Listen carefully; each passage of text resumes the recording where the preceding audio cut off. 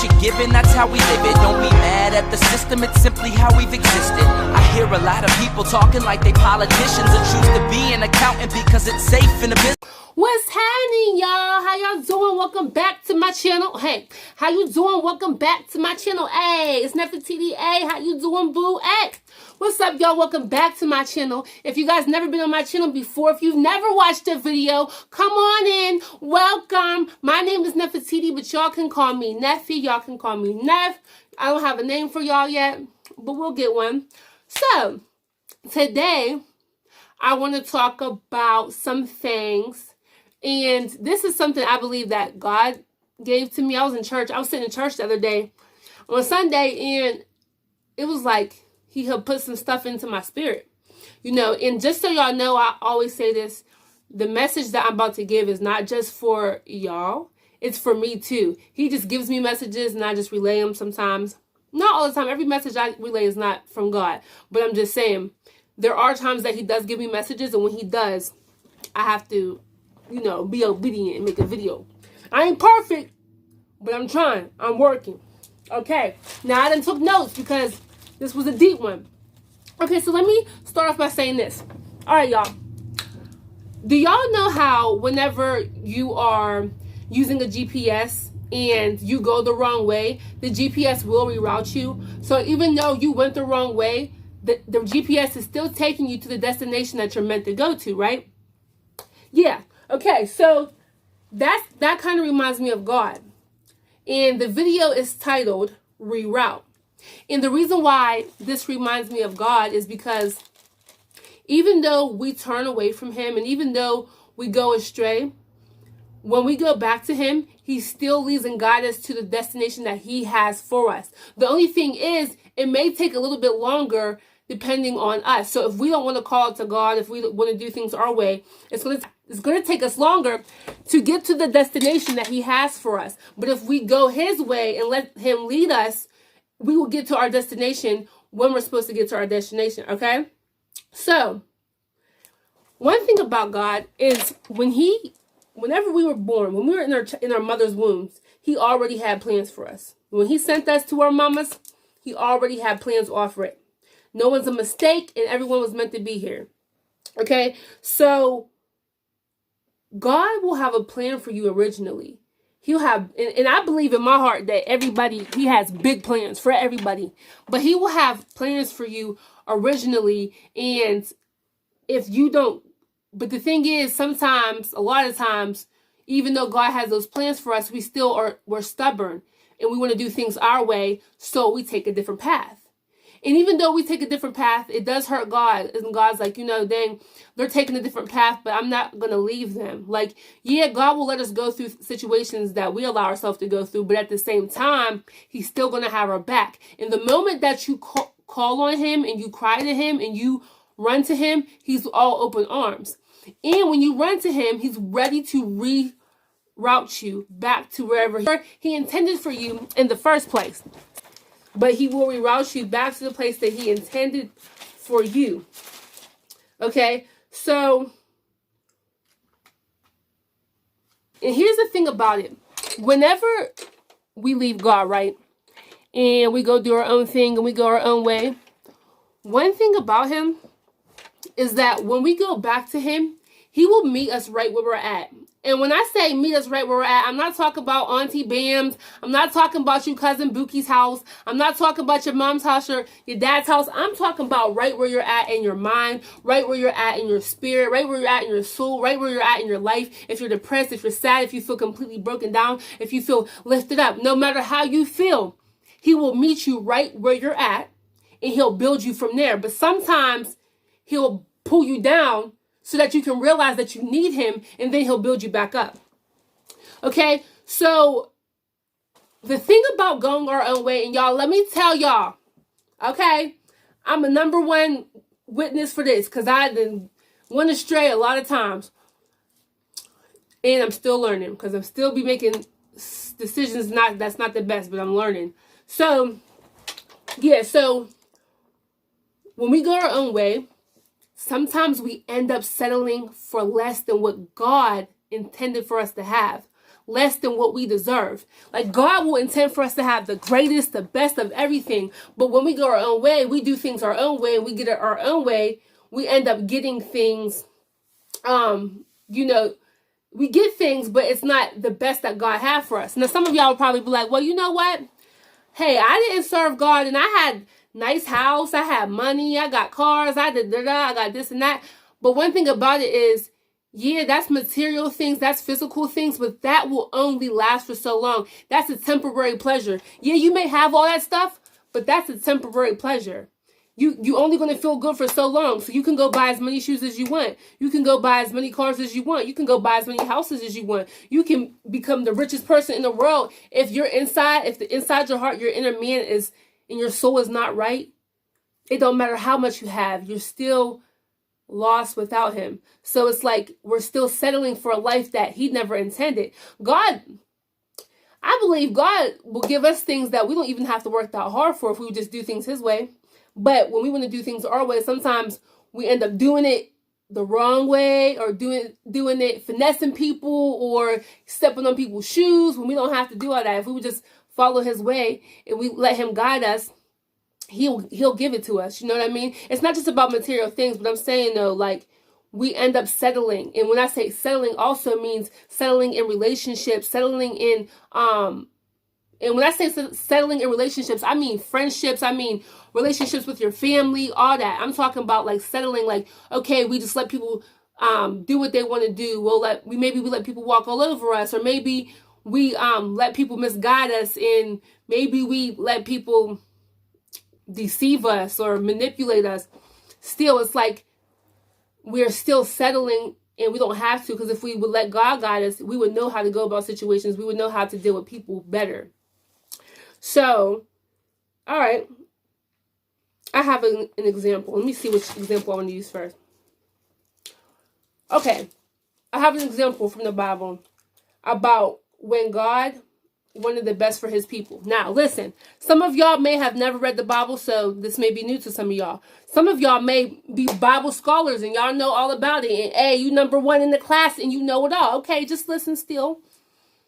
Now, there was a time in Egypt when the Egyptians were slaves.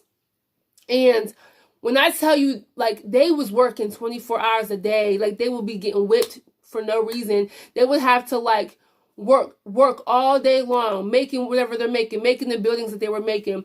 And they were just treated so badly, like, for no reason. And that's really because the Pharaoh and them, they feared the Egyptians, but we have to get into that another time. But they were just, slavery's not good for anybody. It was just, they just treated them so bad, made them work all the time, didn't want to give them time off, and didn't want to, like, give them breaks and stuff like that. So God seen this, and they were crying out, and God heard their cry, and God said, you know what, I'm going to rescue my people. So God sent this man named Moses. He sent them to Egypt. He said, you're going to go out there, and you're going to bring my people to me, and I'm going to take them to a better land, that's the promised land, that's flowing with milk and honey, boo, with oil, with houses that they don't have to build, with businesses that they didn't have to work for.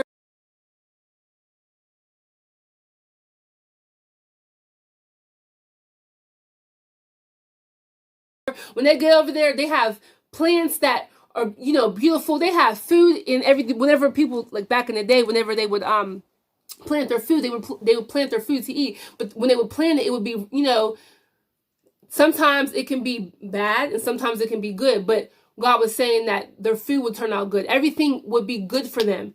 And the thing about it is, the land that God was going to send them to, let me tell y'all something about this land. The land that God was going to send them to, y'all, man, we just be stubborn. First of all, God was finna send them to the giants' land. If y'all don't think giants are real, they are real. Look up Nephilim. And I'll make sure I put this, I'll write it down below so that way you guys know what it says, like the spelling of it. Nephilim. Nephilim are giants. This is, I'm sure they're still alive, but this is back in the day, and the giants were over 9 feet. They were huge, like, we are little specks compared to them. And this is real people. They were giants. So being that they are giants, they had very big buildings. They had very big Everything was big. Everything was big because they were big. This was the land that God was bringing them into. They had the best of everything. When I tell y'all, they had the best of everything. And God said to them, listen, if y'all obey me, if y'all just lead, if you let me lead and guide y'all, if y'all do what I desire, and y'all gonna be out here worshiping other gods, and y'all gonna be out here doing this and that against me, I will bless you. And when he said, I'll bless you, he said, he said, all women will be able to have children. He said he wouldn't bring any type of diseases onto the land. He said that, like I told y'all before, they don't have to work for everything that they have. Basically, they're just walking into a big, huge blessing. And this is the blessing that he already promised their ancestors. And he was bringing them into this better land. Okay? And you would think this is what they want. And God did tell them how the land was going to be. He told them before they enter. You would think this is what they want. Guess what?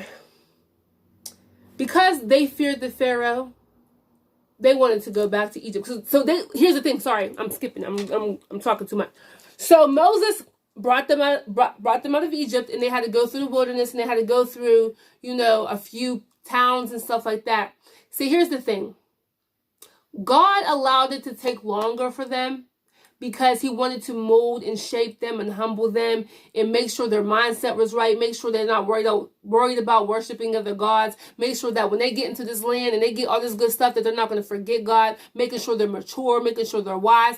He really wanted to mold their hearts because he had to mold and shape them before he gave them the very best. It's just like a parent. A parent doesn't want to give you that brand. If you're a young kid, a parent don't want to give you that brand new iPhone until they know that you are able to take care of it, until they know you're responsible. Exactly. So they're not going to give you something that costs so much money of their money until they know that you're able to handle it. So that's how God felt. I need to mold and shape them before I give them all this because they need to know how to handle it, and they can't forget about me when they get in there. You know what I mean?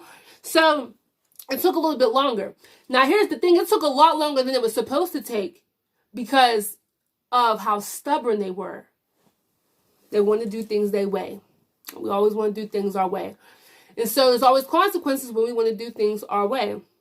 And so the thing about them was it was getting so tough in the wilderness. And one thing about it is that when they was in this wilderness,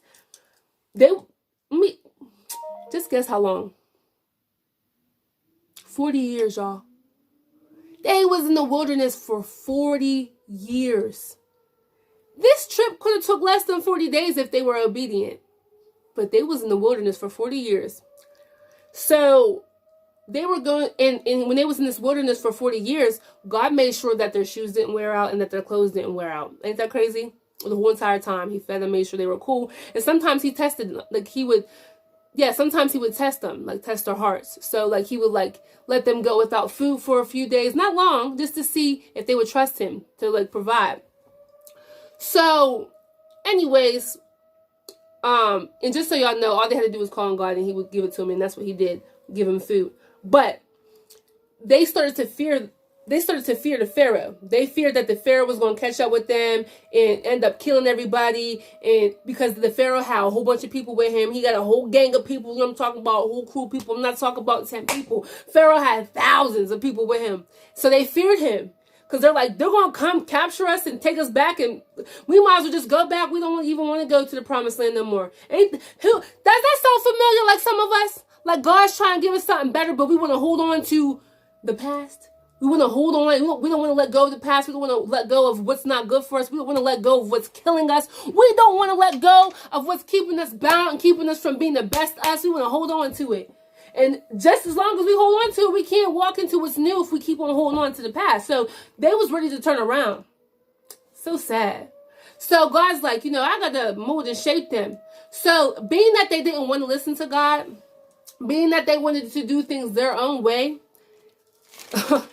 it took 40 years. And God said, being that y'all are so stubborn and y'all don't want to follow me and do it my way, now the adults that went into the wilderness before they got to the promised land, that was walking, there was adults and children.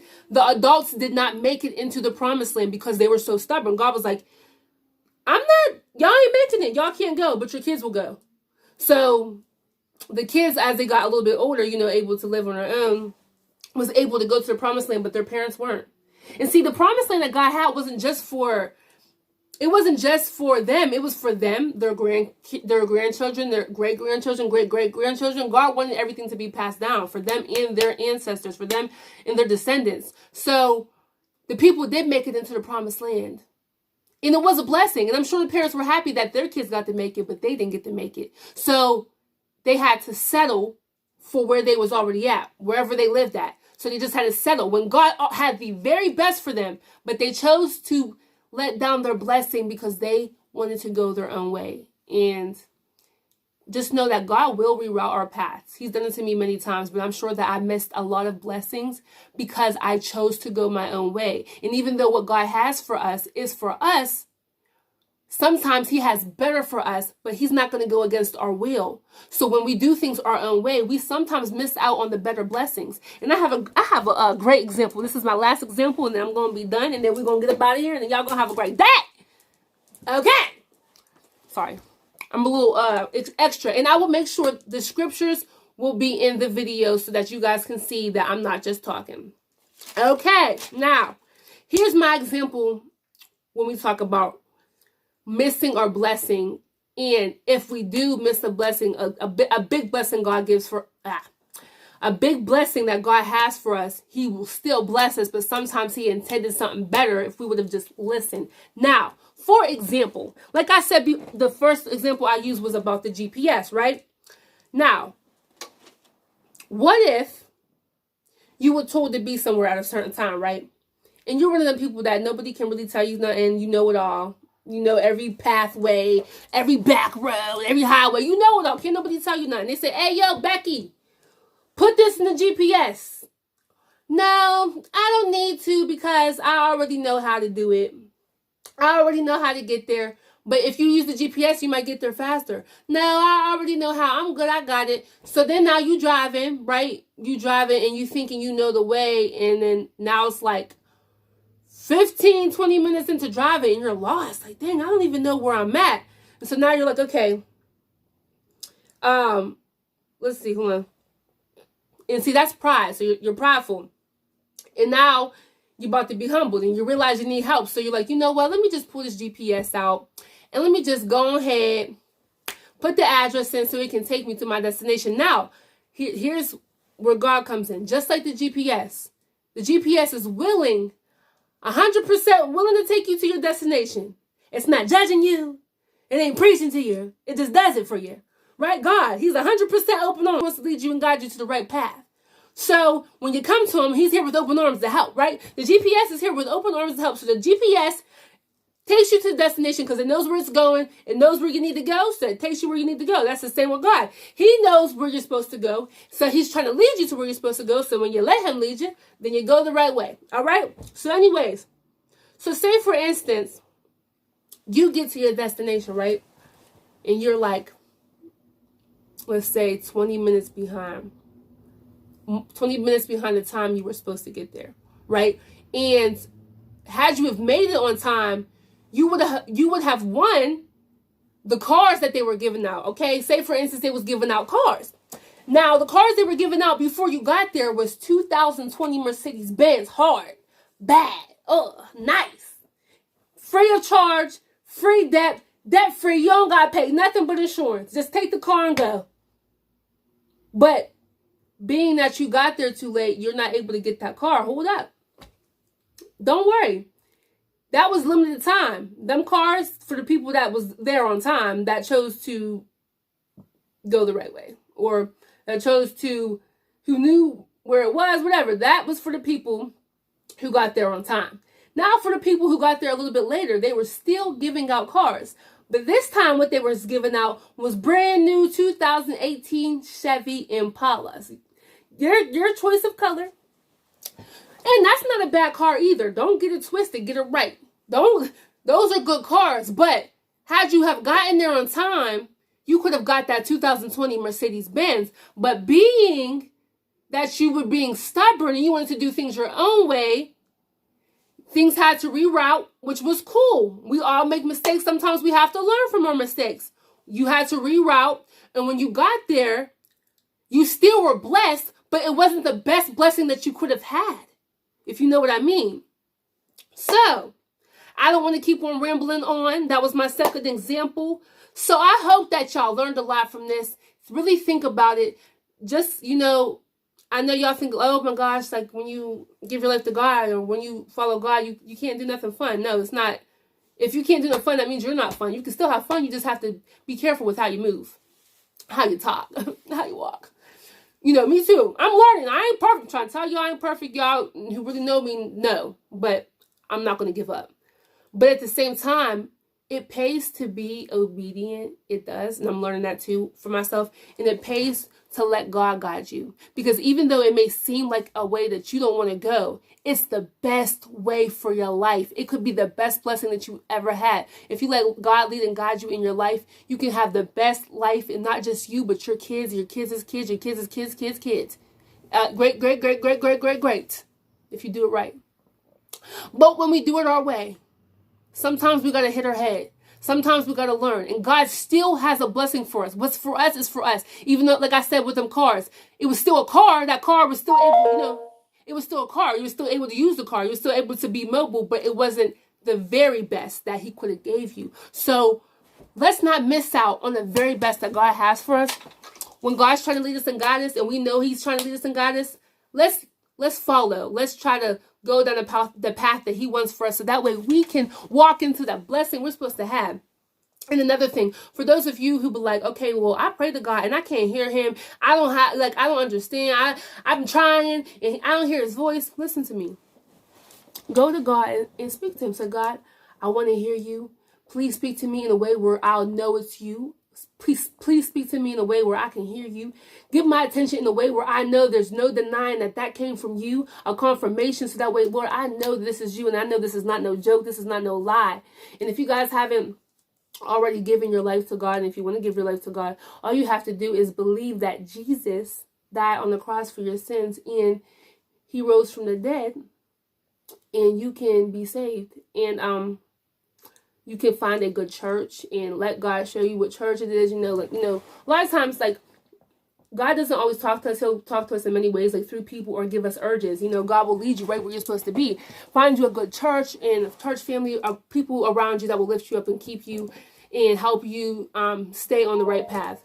So I hope this helped. Make sure y'all follow me on all my social medias. It will be in the description below. I got a lot more coming for y'all, so stay tuned. If it's on your heart, make sure you no. I don't care if it's not on your heart. Like the video and make sure you share it. If it's on your heart, make sure you share it and be sure to subscribe, y'all. Let's get it. I love y'all. Keep your head up and don't let no one bring you down, boo. Okay? Love you. God bless you.